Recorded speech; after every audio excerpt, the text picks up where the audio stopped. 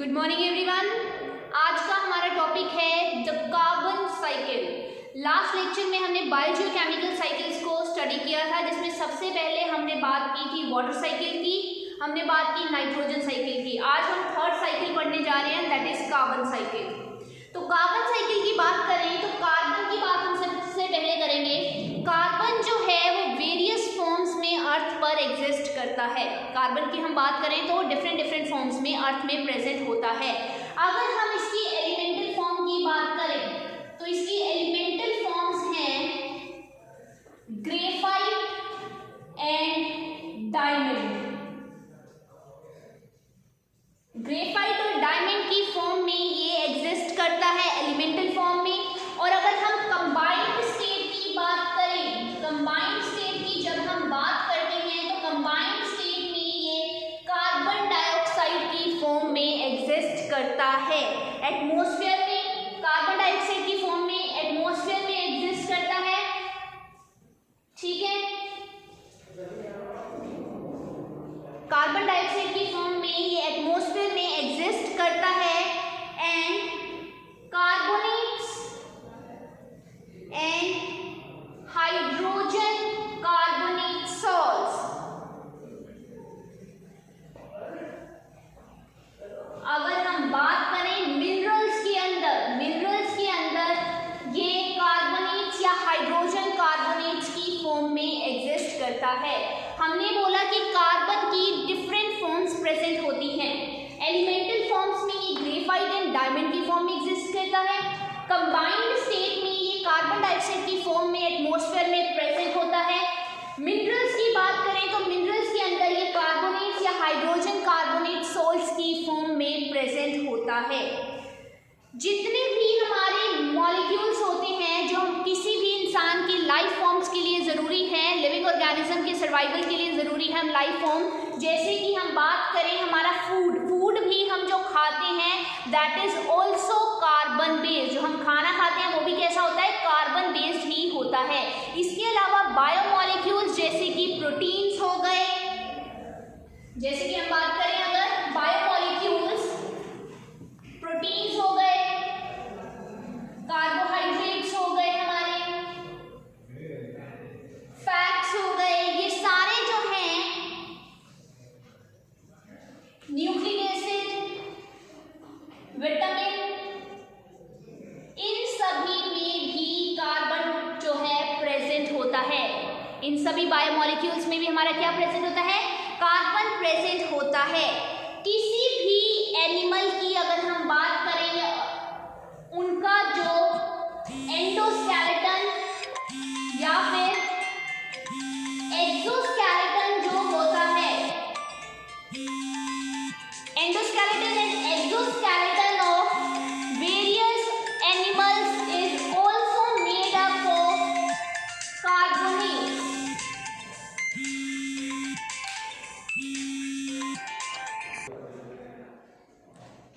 Endoskeleton मतलब जो हम बात कर रहे हैं किसी भी एनिमल के बाहर का स्ट्रक्चर या अंदर का स्ट्रक्चर जो होता है, इनसाइड और outside endoskeleton and exoskeleton, that is also made up of carbonates. वो भी किसका बना हुआ होता है, हमारा कार्बोनेट्स का, या फिर हम बोले कार्बोनेट सॉल्ट्स का हमारा बना हुआ होता है।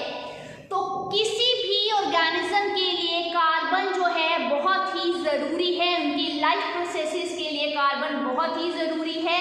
अगर हम बात करें कि कार्बन आया कहाँ से है, कैसे डिफरेंट लाइफ फॉर्म्स में ये हमारा किस तरह से किसी भी लाइफ फॉर्म में ये अपना इसने हम बात कर रहे हैं कि किस तरह से इनकॉर्पोरेट हुआ है, तो वो हुआ है through the process known as photosynthesis.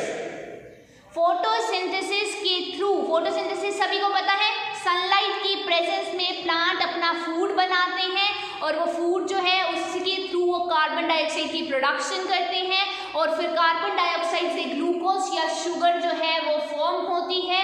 और बहुत सारे ऑर्गेनिज्म जो है हर किसी की लाइफ प्रोसेस या प्लांट्स के ऊपर डिपेंड होती है, और प्लांट्स जो है उनको कार्बन डाइऑक्साइड चाहिए, और वो कार्बन डाइऑक्साइड कैसे बनती है, फोटोसिंथेसिस के थ्रू भी बनती है। कार्बन डाइऑक्साइड जो है कई बार अगर हम बात करें कि कार्बन डाइऑक्साइड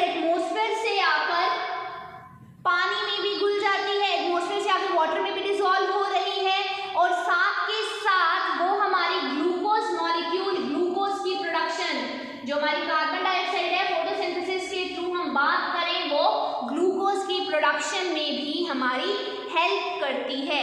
और ग्लूकोज जो है वो वेरियस सब्सटेंसेस में फिर कन्वर्ट हो जाता है और हमें एनर्जी प्रोवाइड करने का काम करता है। ग्लूकोज की हेल्प से क्या होती है, किसी ऑर्गेनिज्म को एनर्जी प्रोवाइड होती है। सो CO2 is the most important molecule जिसकी जरूरत हर किसी लाइफ फॉर्म को, हर किसी ऑर्गेनिज्म को होती है।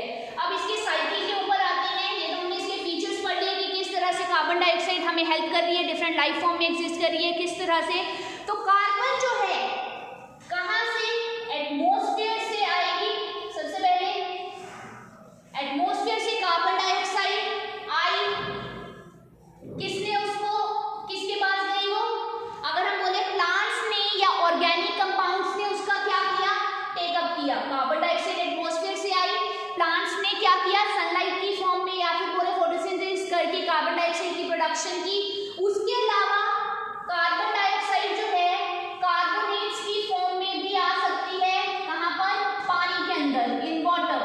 वाटर में हम बात करें, मैंने बोला पानी के अंदर कार्बन डाइऑक्साइड डिसॉल्व हो जाती है और कार्बोनेट्स की फॉर्म में वो कन्वर्ट हो जाती है।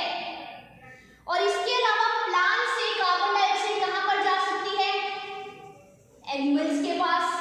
ठीक है, एनिमल्स के पास जा सकती है। और एनिमल्स क्या करेंगे, एनिमल्स करते हैं रेस्पिरेशन की प्रोसेस। एनिमल्स क्या करते हैं, रेस्पिरेशन की प्रोसेस करते हैं, वो ऑक्सीजन का टेकअप करते हैं और CO2 को वापस से कहाँ भेज देते हैं, एटमॉस्फेयर में भेज देते हैं। तो एक साइकिल चला, कार्बन डाइऑक्साइड आई प्लांट्स के पास, प्लांट से एनिमल्स के पास गई। अगर हम बोले ये भी ऑर्गेनिक कंपाउंड्स की फॉर्म में जाएगी।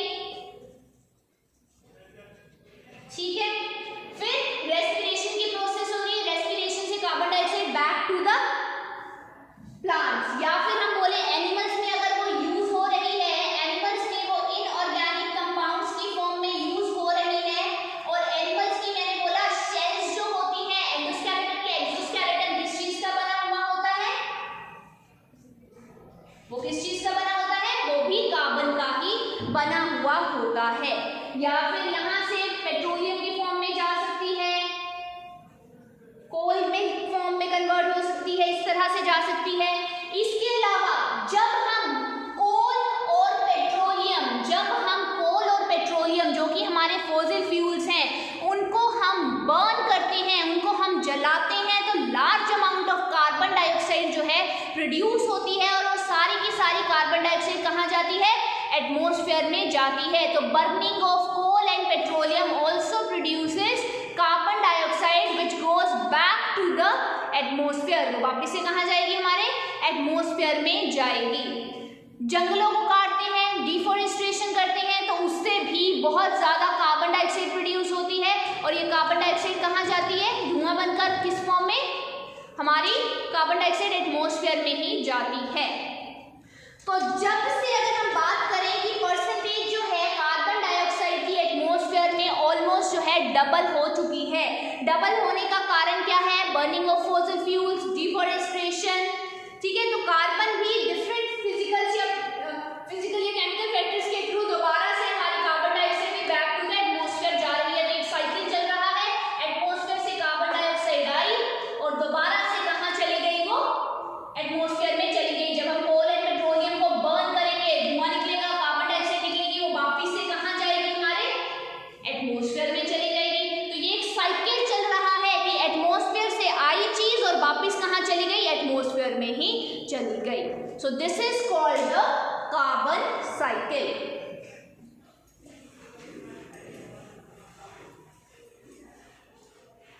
अब हम करेंगे द ग्रीन हाउस इफेक्ट।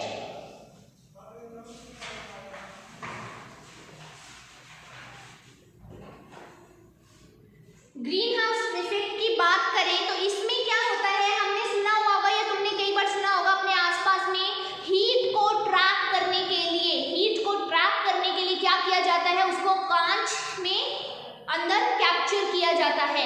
क्या किया जाता है कि ग्लास के अंदर हीट को ट्रैप करना है, सो दैट उस ग्लास के अंदर टेम्परेचर जो है बहुत ज़्यादा बढ़ जाए। अब तुम्हें पता है कि गर्म जिस हीट से हीट जो है किसी ग्लास के अंदर आ रही है तो ऑब्वियसली अंदर का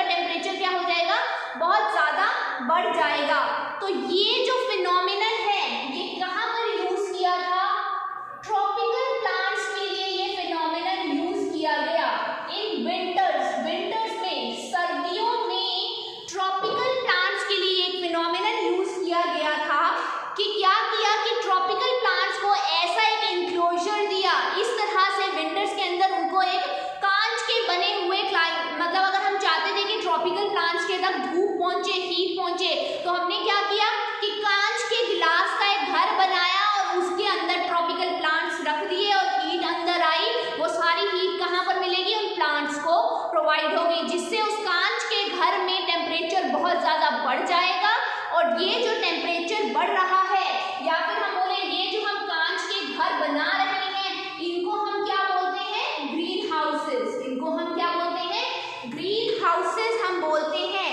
ग्रीन हाउसेस ये इस एटमॉस्फेरिक फिनोमिनन की वजह से भी ये नाम दिया गया ग्रीन हाउसेस। कुछ गैसेस जो होती हैं वो अर्थ से क्या हो जाती है? एस्केप आउट हो जाती है हीट से, और क्या होती है वो गैसेस? अब क्या होता है, ये जो हम बोल रहे हैं हीट के कारण हमारी क्या हो रही है? गैसेस की एक तरह से साथ के साथ उन घरों में ट्रैप हो रही है। बट कई बार क्या होता है कि कुछ गैसेस वहां से बाहर निकल जाती है और एटमॉस्फेयर के अंदर जो है वो चली जाती है, और एटमॉस्फेयर के अंदर वो अपना टेम्परेचर जो है बढ़ा देती है। तो इनकी वजह से, ये ट्रैपिंग ऑफ हीट की वजह से जो गैसेस जो है एस्केप आउट होकर बाहर निकल रही है और एटमॉस्फेयर में अपनी कंसंट्रेशन बढ़ा रही है, इसको हम क्या बोल देते हैं? Green house effect. मतलब कि हमने तो प्लांट्स को हीट प्रोवाइड करने के लिए ये घर बनाए कांच के, ताकि उन घरों को हमने ग्रीन हाउस बोला ताकि प्लांट्स को हीट मिल सके, लेकिन वहां से बाहर निकलकर वो गैसेस कहाँ जा रही है? एटमॉस्फेयर के अंदर जा रही है। तो एटमॉस्फेयर में अपना लेवल को क्या कर रही है? इंक्रीज कर रही है। जो main gas greenhouse effect में इन्वॉल्व होती है, that is CO2, carbon dioxide is the major gas of greenhouse. अगर तुम्हें पता है कि कार्बन डाइऑक्साइड, अब हम बोल रहे हैं कि इसकी वजह से, ग्रीन हाउस इफेक्ट की वजह से कार्बन डाइऑक्साइड की कंसंट्रेशन एटमॉस्फेयर में बढ़ रही है। अब अगर इसकी कंसंट्रेशन बहुत ज़्यादा हो गई एटमॉस्फेयर में बहुत ज़्यादा अगर कार्बन डाइऑक्साइड हो गई, तो उससे हमारा क्या हो सकता है? Global warming. इससे क्या हो सकता है? ग्लोबल वार्मिंग हो सकती है। अगर कार्बन डाइऑक्साइड की कंसंट्रेशन एटमॉस्फेयर में बहुत बढ़ गई तो उससे ग्लोबल वार्मिंग हो जाएगी। So this is the green house effect. और ग्रीन हाउस इफेक्ट से जो हमारी, इसके अलावा कार्बन डाइऑक्साइड के अलावा मीथेन भी एक गैस है जो कि ग्रीन हाउस इफेक्ट को कर रही है। तो तुमने यहाँ से what is green house effect, what is the gases involve, और किस तरह से वो कार्बन डाइऑक्साइड की कंसंट्रेशन बढ़ने की वजह से किस तरह से ग्लोबल वार्मिंग आ रही है, ये सारी चीज़ें अपने माइंड में रखनी है और उसी के अकॉर्डिंग ये टॉपिक प्रिपेयर करना है। तो आज के लिए हम इतना ही करेंगे। Thank you very much.